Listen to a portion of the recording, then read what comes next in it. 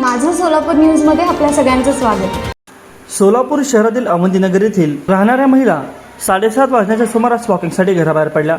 संधीची वाट पाहत थांबलेल्या दुचाकीवरून डबल सीट्स आलेल्या चोरट्यांनी अंधाराचा फायदा घेत विजयलक्ष्मी साळवे वर्ष 66 या महिलेच्या गळ्यातील 2.5 तोळ्याचे गंठण हिसकावले। चेन स्नॅचिंग करून दुचाकीवरील चोरटे जुना पुणा नाकाच्या दिशेने पसार झाले।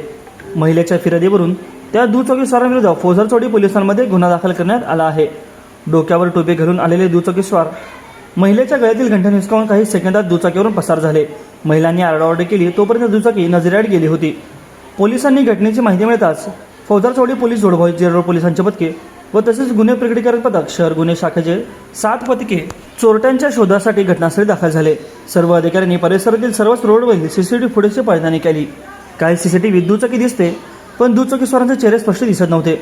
त्यामुळे रात्री उशिरापर्यंत टोल नाक्यांसह शहरातील विविध रस्त्यांवरील सीसीटीव्हीची पडताळणी सुरू होती। परिसराचा अंदाज घेऊन चेन स्नॅचिंग केलेले दुचाकीस्वार पसार झाले असून विशेष बाब म्हणजे दुचाकीला नंबर प्लेट देखील नव्हते। दुचाकीस्वाराने अचानक महिलेच्या गळ्यात हात घातला आणि गंठण हिसकावले। त्यानंतर काही सेकंदातच ते पसार झाले।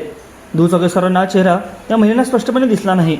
पोलीस सीसीटीव्हीच्या आधारे चोरट्यांचा शोध घेत आहेत। माझं सोलापूर न्यूज या यूट्यूब चॅनलला सबस्क्राईब करा आणि बेल आयकॉन प्रेस करायला विसरू नका।